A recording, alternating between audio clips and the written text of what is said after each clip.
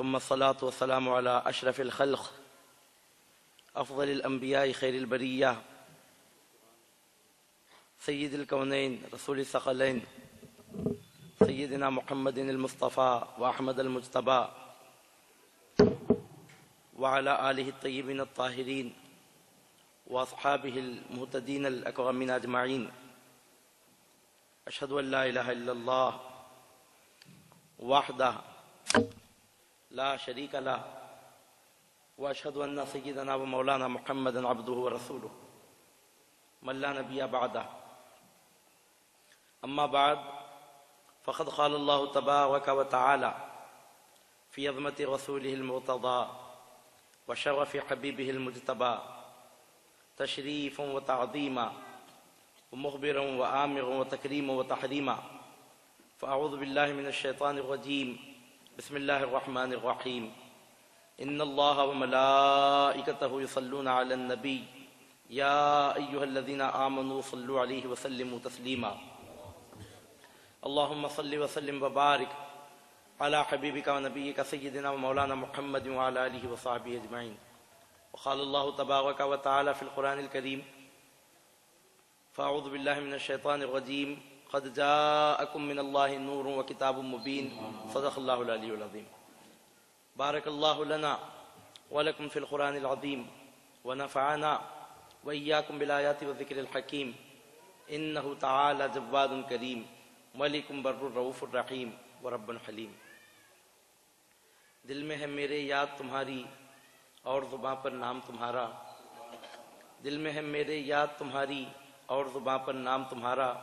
روح کی فرحت جان کی راحت دل کا سکون ہے نام تمہارا. روح کی فرحت جان کی راحت دل کا سکون ہے نام تمہارا. انا اعطیناک الکوثر سے ہے ظاہر شان تمہاری. انا اعطیناک الکوثر سے ہے ظاہر شان تمہاری. ورفعنا لک ذکرک سے ہے ظاہر اونچا مقام تمہارا. ورفعنا لک ذکرک سے ہے ظاہر اونچا مقام تمہارا. سب کا وسیلہ ہے سرکار اور سارے جہانوں کی رحمت ہیں. سب کا وسیلہ ہے سرکار اور سارے جہانوں کی رحمت ہیں. ذات سراپا رحمت ہے اور فیض ہے سب پر عام تمہارا. ذات سراپا رحمت ہے اور فیض ہے سب پر عام تمہارا. آپ کے در سے توحید و عرفان کے پیمانے ملتے ہیں. آپ کے در سے توحید و عرفان کے پیمانے ملتے ہیں. سارے جہاں کے میخانوں سے بہتر ہے ایک جام تمہارا. سارے جہاں کے میخانوں سے بہتر ہے ایک جام تمہارا. ایک اشارہ آپ کا پا کر چاند کا سینہ شق ہوتا ہے. ایک اشارہ آپ کا پا کر چاند کا سینہ شق ہوتا ہے. کنکریاں دشمن کے ہاتھوں میں لیتی ہیں نام تمہارا. کنکریاں دشمن کے ہاتھوں میں لیتی ہیں نام تمہارا. دنیا میں جب اپنا بنایا عقبہ میں بھی لاج نبھانا. دنیا میں جب اپنا بنایا عقبہ میں بھی لاج نبھانا. حشر میں رسوا ہونے نہ پائے عارف ادنا غلام تمہارا. حشر میں رسوا ہونے نہ پائے عارف ادنا غلام تمہارا. چین تیری یاد سے تسکین تیرے نام سے 4 دن کی زندگی یوں کٹ گئی آرام سے. کسی کو زمانے کی دولت ملی ہے کسی کو جہاں کا خزانہ ملا ہے. میں اپنے مقدر پہ قربان جاؤں مجھے غوث کا آستانہ ملا ہے. صلی اللہ تعالی وبارک وسلم علی خیر خلقہ ونور عرشہ وافضل رسلہ وخاتم انبیائہ سیدنا و نبینا و حبیبنا و مولانا محمد وعلی آلہ و صحابتہ اجمعین. قابل احترام معزز سادات کرام علماء اہل اسلام برادران ملت حاضرین مجلس. آپ کی ہماری بڑی خوش نصیبی ہے کہ آج کے اس مادیت کے دور میں آج کے اس دنیا داری کی مصروفیت کے غلبے کے دور میں ہم کو اللہ سبحانہ و تعالیٰ نے آپ کو ہم کو یہ توفیق عطا فرمائی ہے کہ ہم کچھ وقت اپنی زندگی کا حضور نبی کریم صلی اللہ علیہ وسلم کی یاد میں آپ کے ذکر پاک میں خرچ کریں.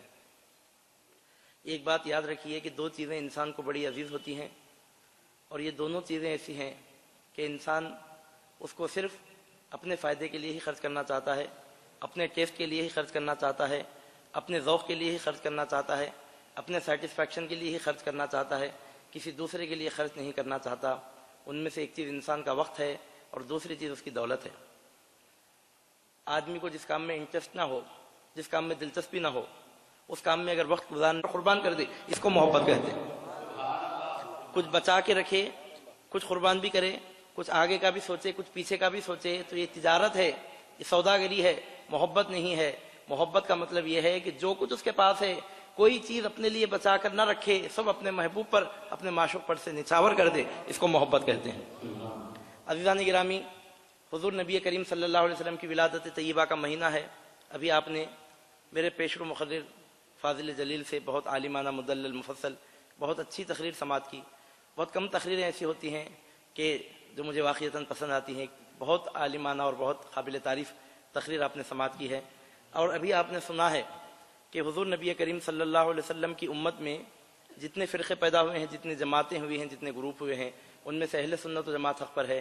حضور نبی کریم صلی اللہ علیہ وسلم سے تعلق کون سی جماعت کا ہے، کون سے فرقے کا ہے، اگر آپ دیکھنا چاہتے ہیں تو سرکار کی ولادت کے مہینے میں دیکھ لیجئے کہ سرکار کی ولادت کی خوشی میں وقت بھی اگر کسی کا خرچ ہو رہا ہے تو اہل سنت و جماعت کا خرچ ہو رہا ہے، پیسہ بھی اگر خرچ ہو رہا ہے تو اہل سنت و جماعت کا خرچ ہو رہا ہے۔ دولت بھی ہم خرچ کر رہے ہیں، وقت بھی ہم خرچ کر رہے ہیں۔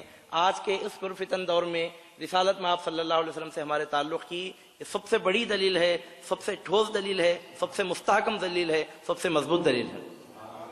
کتابوں کے حوالے اپنی جگہ ہیں، آیتوں کے حدیثوں کے حوالے اپنی جگہ ہیں، لیکن یاد رکھیے کتابی زندگی سے ہٹ کر ایک پریکٹیکل زندگی بھی ہوتی ہے۔ میں بھی اپنے احباب سے عرض کر رہا تھا، ایک بات ابھی مجھے جو محسوس ہوئی ہے، آج سے قریب 11 سال پہلے مدینہ منورہ میں پہلی حاضری کا مجھے شرف حاصل ہوا، پھر اس کے 1.5 سال کے بعد پھر سرکار کی کرم فرمائی، پھر حاضری کا موقع ملا، پھر اس کے بعد 1-2 سال پہلے پھر جانے کا موقع، 3 مرتبہ مدینہ پاک میں سرکار صلی اللہ علیہ وسلم کی بارگاہ اقدس میں باریابی کا شرف نصیب ہوا ہے۔ تحدیث نعمت کے طور پر عرض کر رہا ہوں، اور جو بات آپ کے سامنے بولنے کی ہے میں عرض کر رہا ہوں۔ ایک بات میں محسوس کر رہا تھا مدینہ پاک کی پہلی حاضری میں بھی، دوسری حاضری میں بھی، تیسری حاضری میں بھی، کہ ہم جہاں بھی جاتے ہیں دیکھتے ہیں کہ وہاں کی ہواؤں میں اپنی اپنی ایک خصوصیت ہوتی ہے، اور شہر حیدرآباد کی تو آب و ہوا بہت مشہور ہے، بنگلور کی آب و ہوا کی تو بہت تعریف کی جاتی ہے، میسور کی آب و ہوا کے بارے میں بولتے ہیں کہ بہت اچھی آب و ہوا ہے، اب کشمیر وغیرہ کے بارے میں تو پوچھیے مت۔ تو انسان جہاں بھی جاتا ہے مختلف علاقوں میں اللہ تعالیٰ کی قدرت کے مناظر دیکھتا ہے، آب و ہوا کا اختلاف دیکھتا ہے، یہ اللہ تعالیٰ کی قدرت کی نشانیوں میں سے ہے۔ عزیزان گرامی، لیکن مدینہ طیبہ میں ایک بات جو محسوس ہوتی ہے وہ یہ ہے کہ مدینہ پاک میں جو ہوا چلتی ہے اس ہوا میں بھی خوشبو ہوتی ہے، ہوا میں خوشبو ہوتی ہے۔ 3 مرتبہ حاضری ہوئی، تینوں مرتبہ میں یہ بات محسوس کیا، اپنے قریبی لوگوں کے سامنے میں بولتا تھا۔ آج شاید جلسے میں پہلی مرتبہ اس بات کا میں اعلان کر رہا ہوں، کیونکہ کسی بات کو بولنے کے لیے تھوڑا پیچھے سے اگر اس کا کچھ ثبوت مل جائے تو ذرا بات میں مضبوطی آتی ہے۔ میں اکثر سوچتا تھا، جو بہت کلوز لوگ ہیں ان کے سامنے بولتا بھی تھا میں، مگر کھلے عام ایسے جلسوں میں اس میں بولنے کا موقع نہیں ہو رہا تھا۔ میں سمجھتا تھا کہ مجھے یہ ایسا محسوس ہو رہا ہے، کیا بات ہے۔ عام طور پر کیا ہے کہ اہل سنت و جماعت کے لوگ جب اس قسم کی باتیں کرتے ہیں تو ہمارے اپوزیشن کی طرف سے یہ اعتراض کیا جاتا ہے کہ یہ سب سائیکالوجیکل باتیں ہیں، سائیکالوجیکل پہلے سے ایک بات سمجھ گئے وہی دکھتا ان کو بولتے ہیں۔ مگر جو بات میں آپ کے سامنے عرض کر رہا ہوں، جو مجھ پر گزرا ہے، جو ایک وجدان کی جو بات ہے، پریکٹیکل جو بات ہے آپ کے سامنے پیش کر رہا ہوں، مجھے کبھی کسی کتاب میں ایسا پڑھنے کا اتفاق نہیں ہوا تھا کہ مدینہ پاک کی ہواؤں میں خوشبو ہے۔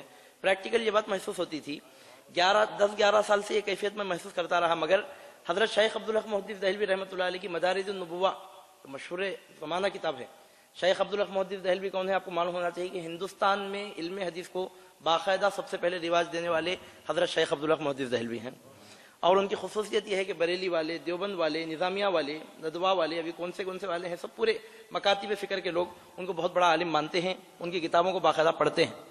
یعنی ایسی شخصیت ہے کہ متنازع شخصیت نہیں ہے، سب ان کی متنازع شخصیت نہیں کا مطلب یہ سب یہ مکاتب فکر کے وجود میں آنے سے پہلے کی بات ہے، وہ سب مانتے ہیں، تسلیم کرتے ہیں۔ حضرت شیخ عبدالحق محدث دہلوی رحمۃ اللہ علیہ کی ایک مشہور زمانہ کتاب ہے، کتاب کا نام ہے مدارج النبوہ۔ ابھی چند دن پہلے ذرا تفصیل سے وہ کتاب تو میں پہلے بھی پڑھا تھا، اتنی موٹی کتاب ہے کہ پوری تو میں نہ پہلے پڑھا نہ پڑھا ہوا ہوں، بیچ میں سے جہاں سے دیکھنے کا اتفاق پہلے بھی دیکھا تھا، پرسوں دیکھا تو اتفاق سے جو حصہ کھلا وہ کتاب کا، تو اس میں حضرت شیخ عبدالحق محدث دہلوی رحمۃ اللہ علیہ نے مدینہ طیبہ کے خصائص کا ذکر فرمایا، امتیازات کا ذکر فرمایا ہے، یعنی کچھ ایسی باتیں جو مدینہ پاک میں ہیں کائنات میں پھر کسی شہر میں وہ باتیں نہیں پائی جاتی، ایسے چند خصائص کا ذکر فرمایا ہے۔ تو ان خصائص کا ذکر کرتے کرتے حضرت شیخ عبدالحق محدث دہلوی رحمۃ اللہ علیہ نے لکھا ہے کہ مدینہ پاک کے خصائص میں سے ایک خصوصیت یہ بھی ہے کہ اہل محبت کو یہاں کی ہواؤں میں بھی خوشبو محسوس ہوتی، اہل محبت کو یہاں کی ہواؤں میں بھی خوشبو محسوس ہوتی ہے۔ کتاب میں اگر پہلے پڑھتا، خوشبو بعد میں محسوس کرتا، تو آپ مجھ پر الزام لگا سکتے تھے کہ سائیکالوجیکل ہے، किताब तो मैं अब पढ़ा, परसों चंद दिन पहले पढ़ा, जबकि इस कैफियत को मैं 11 साल पहले से महसूस करता आ रहा हूँ। अजीज़ान गिरामी, अहले सुन्नत व जमात हक़ पर क्यों कायम है? किताबें पढ़ने की वजह से नहीं। किताबें तो 73 के 73 फ़िरक़ों में पढ़ी जाती हैं, किताबें तो काफिर भी पढ़ते हैं, किताबें तो यहूदियों में भी पढ़ी जाती हैं, किताबें तो नसारा में भी पढ़ी जाती हैं, 73 के 73 फ़िरक़ों में किताबें पढ़ी जाती हैं। अहले सुन्नत व जमात की हक़ानियत का सबूत किताबों से पढ़ना नहीं है। किताबों से पढ़कर ही तो लोग हिदायत पर भी आते हैं, किताबों से पढ़कर तो लोग गुमराह भी होते हैं।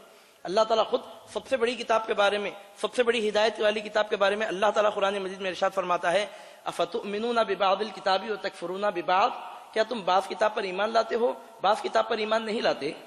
सबसे बड़ा प्रॉब्लम यह है दूसरे फिरके के लोगों से कि बास बातों को मानते हैं, बास बातों को नहीं मानते। और कुरान मजीद में अल्लाह ताला एक और मकाम पर इरशाद फरमाता है, आवाज बढ़ाइए, ई को मत रखिए, ई को रखे बगैर आवाज बढ़ाइए। अल्लाह ताला एक और मुकाम पर इरशाद फरमाता है, युदिल्लु बिही कसीरun व यहदी बिही कसीरा, ये किताब वो है कि जिसको पढ़कर लोग गुमराह भी होते हैं, इस किताब को पढ़कर लोग हिदायत भी पाते हैं। आपके पास अगर किताब है तो क्या दूसरों के पास किताब नहीं है? अहले तशय्युअ के पास किताबें हैं, अहले सुन्नत के पास किताबें हैं, अहले तवहुब के पास किताबें हैं, मुतज़िला भी किताबें पढ़ते थे, खवारिज भी किताबें लिखते थे। अज़ीज़ान गिरामी, जितने फिरक़े इस्लाम की तारीख में ईजाद हुए किताबें सबके पास हैं, किताबों से सब पढ़ते हैं लेकिन बहक जाते हैं। अहले सुन्नत व जमात के लोग बहकते क्यों नहीं? तो इसका सबब यह है कि अहले सुन्नत व जमात के लोग किताबों से भी पढ़ते हैं, गौसे आज़म की निगाहों से भी पीते हैं।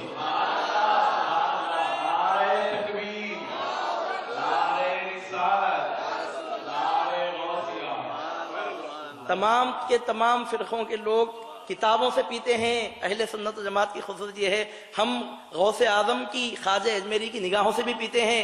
किताबों से पीने वाला बहक सकता है, कसम गौसे आज़म को, गरीब नवाज को पैदा करने वाले की, निगाहों से पीने वाला कभी बहक ही नहीं सकता। किताबों से पीने वाला बहक सकता है, निगाहों से पीने वाला बहक ही नहीं सकता।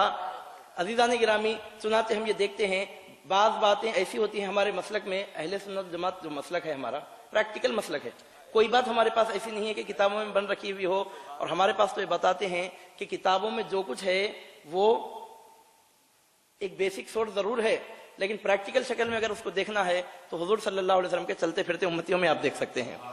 अगर कोई हुजूर सल्लल्लाहु अलैहि वसल्लम की मुस्कुराहट को देखना चाहता है तो बुखारी में, मुस्लिम में, तिरमिजी में, अबू दाऊद में नहीं देख सकता। उन किताबों में सरकार की मुस्कुराहट नहीं है, सरकार के मुस्कुराहट का जिक्र है, सरकार मेंशन है, जिक्र है, उसका तज़किरा है, खुद मुस्कुराहट नहीं है। बुखारी, मुस्लिम, तिरमिज़ी, इब्ने माजा, अबू दाऊद, नसई में सरकार की अदाओं का जिक्र है, अदाएं नहीं है, अदाओं का जिक्र है। अगर उन अदाओं को कोई देखना चाहता है तो गौसे आज़म की जिंदगी को देख ले, गरीब नवाज की जिंदगी को देख ले, वहां अदाओं का जिक्र नहीं है, चलते फिरते खुद सरकार की अदाएं उनसे जाहिर होते रहते। इस वास्ते तो वारिस रसूल कहलाते हैं, इस वास्ते तो नायब रसूल कहलाते हैं। सरकार सल्लल्लाहु अलैहि वसल्लम की खूबियां उनसे जाहिर होती हैं। अज़ीज़ान गिरामी, ये किताब में ये तो लिख सकते हैं कि सीधा खाने से पहले दोनों हाथ धोना सुन्नत है, ये सुन्नत का जिक्र है। अगर कोई सरकार का सच्चा गुलाम दोनों हाथ खाने से पहले धो रहा है, ये सुन्नत का जिक्र नहीं है, प्रैक्टिकल सुन्नत है। तो अहले सुन्नत व जमात की खूबी ये है, अहले सुन्नत व जमात की खुशबख्ती ये है, अहले सुन्नत व जमात पर अल्लाह सुब्हानहू व तआला का करम। ये लोग क्या है, अब दूसरे लोगों को मानना बहुत मुश्किल है। क्यों? नहीं देखा सवाला, अगर मानना चाहे तो बहुत मुश्किल होती है उसको, देखने वाला आसानी से मान लेता है।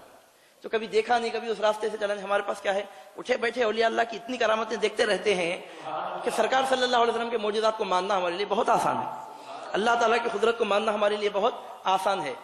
हमारे अपोजिशन वालों से प्रॉब्लम यह है, कभी किसी करामत को देखे नहीं, कभी कोई वली पैदा हुआ नहीं उनके पास, अहलुल्लाह की शान कभी देखे नहीं, अब सरकार का मौजूदा उनको कहां से समझ में आएगा।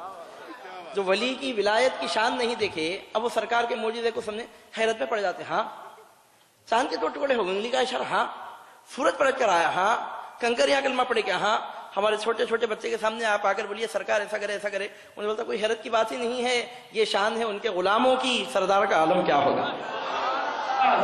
ये काम तो उनके गुलाम कर देते हैं। दज्जाल के बारे में है कि दज्जाल आएगा तो मुर्दों को जिंदा करेगा, बहुत बड़ा अल्लाह ताला उसके हाथ में पावर देगा, ऐसा पावर तो कभी नहीं देखे ये लोग दिखेंगे, आकर मुर्दों को जिंदा कर देंगे। आप लोग क्या हैरत में पड़ जाएंगे। ये लोग इनके मदरसों में इनके बच्चों को ये पढ़ा कर रखे हैं कि मुर्दे को जिंदा करना अल्लाह की